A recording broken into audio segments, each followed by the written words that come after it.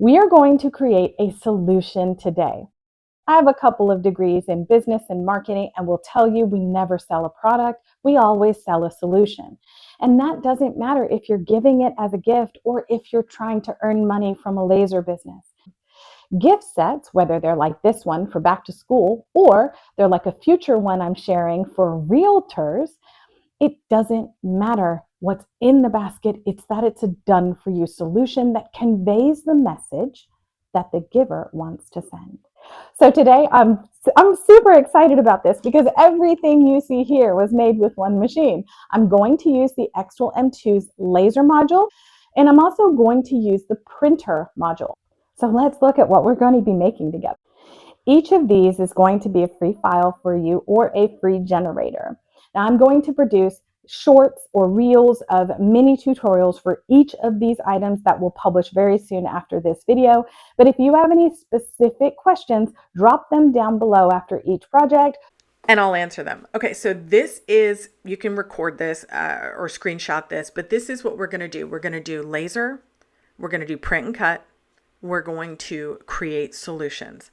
Now, this is an easy project. You're going to save the insert and make the blanket tag as well. So we'll do a memo pad, note cards, and a blanket tag all the same way. Every single one of these steps is repeated. We're going to put a piece of basswood plywood into the machine and the laser module is connected. We're going to close the lid, and then I have the free files down below. You're just going to open this file and it will take the picture. We are choosing laser on a flat surface. Go to material right under that and choose basswood plywood. Now, when you apply, you're not done. Start here. Every single item needs to be measured in the thickness. You use that crosshair, tap exactly where you want it to measure, and you see how that screen changed? Now that's our starting point. You can drag everything, highlight everything, and drag it into place. This camera is very accurate. Now, we do have to stay about 5 millimeters away from every one of these little laser holders. The first camera over here at the right is global. The second is our close shot. I use this all the time on all of my lasers that have it. This is brilliant because you'll tell you where you can actually place things. Now, on the settings for all of these, before you're over on the right, come to this bottom left and open the layers and objects panel. You can see that's the engraving, that first line. Then we have a couple things. The settings are less important right now than the fact that you can adjust them. So because basswood plywood's in here, we have this really cool test. You can make your own test like this, or you can click on these to set parameters. Power, speed, passes, even air is controlled right inside of Studio. Now, LPC is the number of lines per area. And then we have a lot of options in here. Engraving style, we're going to leave it on bi-directional. It's going to go left to right and engrave both ways. And then you have some advanced settings, which we're going to use in another project. Now, over here on the left, you see how one is blue and one is pink, but they're both cut? If you right click, you can change both of these to the same color. Why would you want to, Sarah? It's not going to engrave pink, right? It's not going to cut pink.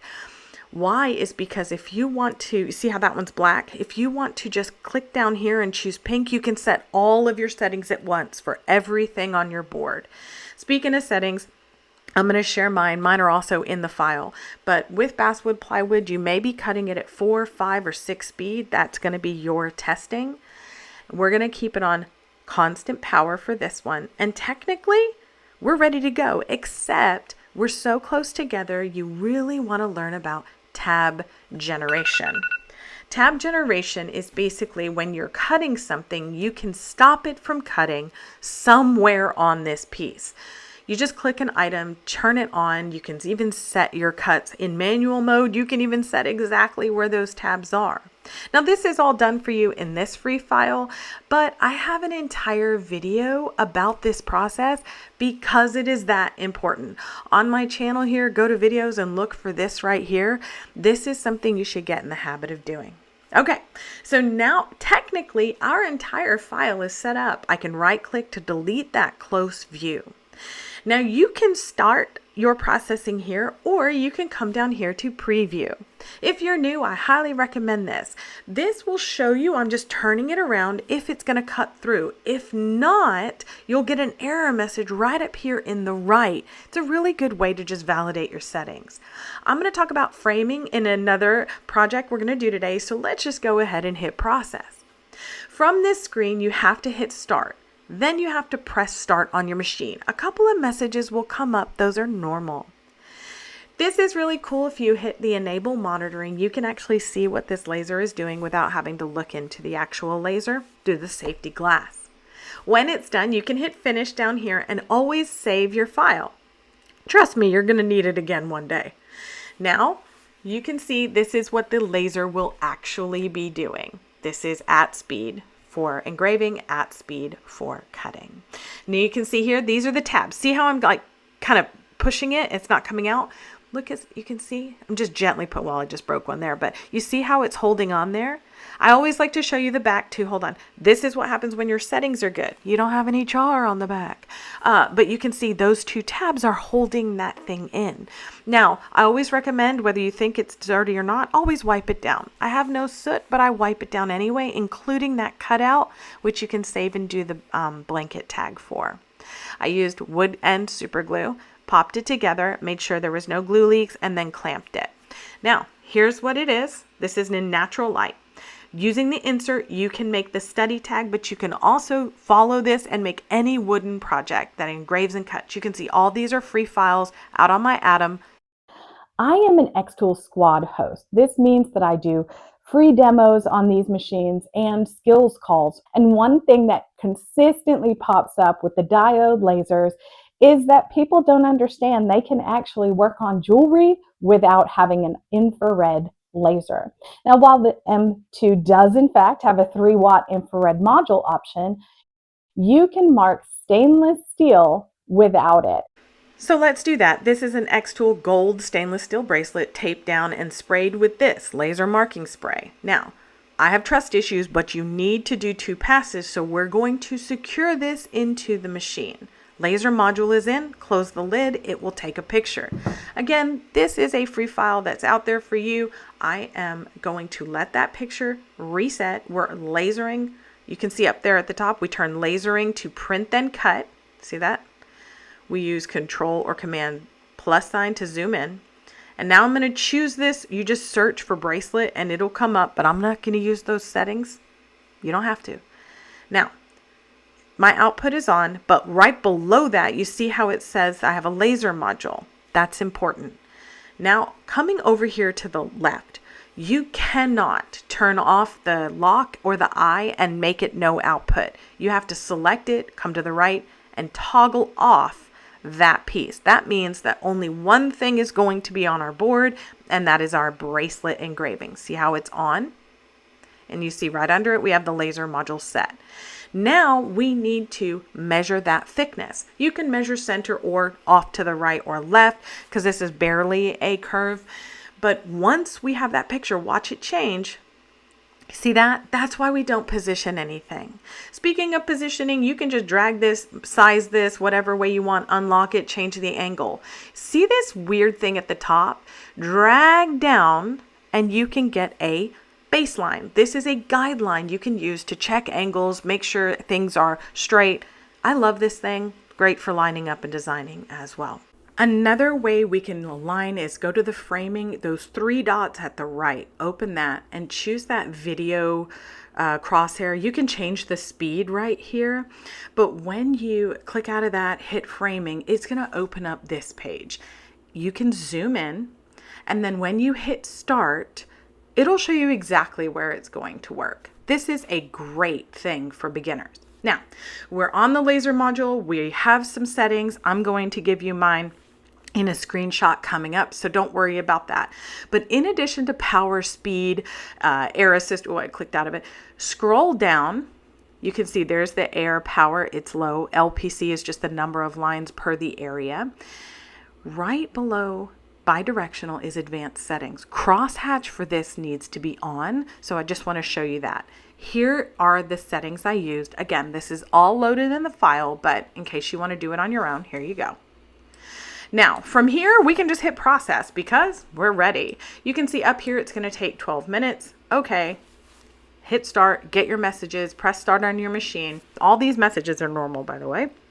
This is actual speed. Not going to make you watch that, but when it's done going bidirectional, it's going to go vertical. That's that crosshatch. That's that feature we toggled on. Now, when it's done, you can wipe this and see it, but close it. We're going to do a second pass. So you hit finished. You turn this here. You're going to turn or change the speed, and you're going to turn off crosshatch. And then again, you don't have to reframe it or anything, just hit start. And 8 minutes later, you'll see this is the actual speed it's going. And I apologize for that, but trust me, that's how you get the color you want. Remove it, wash it with soap and water. And here it is under studio lights. Let me show you. You can see. I'll show you in natural light as well. But from here, we load a piece of cardstock. This is pink into the machine. Close it. And what's going to happen is we get a new picture. Now there's a lot going on this screen. That little square is just a test, but you start where? We're still on print and cut. You can change this to paper or use mine. You start with that measurement every single time. Always try and make sure the paper doesn't dip or anything doesn't dip when it's elevated. We'll get the screen change and now you can go. So we are going to move this out of the way. This is just my test that I ran. You can run a single square or a full page. And this here is what we're working on. Now, again, it's turned off, remember, but we need 2 pieces. I'm going to copy and paste them because I'm also testing the wood fixative spray on this paper. It did well, by the way, but you can see they're off or mixed. Turn that on. We want everything green. Now, if we click on one thing, the printed portion, the printer module is selected and we choose 100%. Then we choose on the vector, the cut or the laser module is selected, the cut settings are there, right? So this here, this error is normal because we didn't swap out into the printer. Once you do, it says, okay, now you can go. Now, that little toggle of the type of laser module or the printer function is one thing I see people missing all the time. So when you're creating something in print then cut, make sure to look for the module. When the printer is done, we're going to remove the little cable, pop it out, pop in the laser, and add that cable back in. Now, that's all you have to do. You close the lid, it'll remeasure. And when you hit this next and you start on your machine, it'll remeasure, and then it will process. That's it. See that? It's already saying task 2 of 2. There you go. Hit that start. You get the same messages. It'll remeasure. There you go. It's cutting out. Now, here's what it is. I have tabs in this too, so they don't blow around, but you can see it's got the cutouts for the bracelet. We're going to put a cardboard jewelry box in. What do? We wait till that image shows up. We turn everything off that we need to turn off, which over here, right? All of these things. We're going to remove the second one because you don't need that. And again, this is all in a file for you. We got to come up here, select both of those, turn it off, and I'm going to move them out of the way. You can hide it. Now this here is going to be our engraving. We have our laser module set, right? And then engraving. We're going to what? Do that thickness measurement by just hovering over, clicking it. We get our picture change. Now we can use the angle at the top. We can use the little toggles. We can do all of the things. But most people don't know you can actually create a basic shape like a rectangle, highlight both of them, and then come up to the top menu and choose this align center. Be sure to delete that rectangle afterward, but it makes it so much easier. All right, so now you can see we're actually ready to go. Make sure you toggle this on so you see the laser module engraving. We put in our settings. Again, you can choose paper for this because this is just paper. You can choose paper, any paper, and then you can use my settings. And you can see where's our error, right? We can choose all these like we want, but look up at the top. We have to turn that output on. Now, a little check is click off of everything, and if only one thing is on there, you know you're right. Now we're going to go ahead and hit process. Now this takes no time at all, you can see, and then straight out of the laser, when it's done, there's no cleanup. You don't have any cleanup. There you go. That's it. And you just made a bracelet, a backer card, and a jewelry box. You did that. Now we're going to make an acrylic locker name sign. So you don't have to put this in a locker with magnets on the back. You can put command strips on the back. You can actually just put this onto their cork board or study board. These are good sellers. The free Atom generator, I'm going to show you how to use it. I'm going to give you the sources for diode-friendly acrylic that I'm literally using, and even the 3M dual adhesive on the back of the green, because I don't like gluing anything. I'm lazy. I will say, however, I'm also going to show you what the edges look like. We're going to talk about some post-processing work that you can do, because using a diode laser on acrylic will never produce the same final product as if you used a CO2 laser. If you're interested in working with acrylic, I strongly recommend saving up those pennies, selling boxes like these, so that you can get a CO2 laser. Let's get to this project. So we are going to put 3M on the back of one color of our acrylic. That'll be the top. Load that into the laser, come down here to the useful tools and generators, scroll down to name gift. On the left, you'll choose the style. On the right, you'll choose your name, the font, the sizing, whether you want icons, etc. You get one of these free a month, so hit export and you can both download it to use it again later and import it. Both of them are available to you.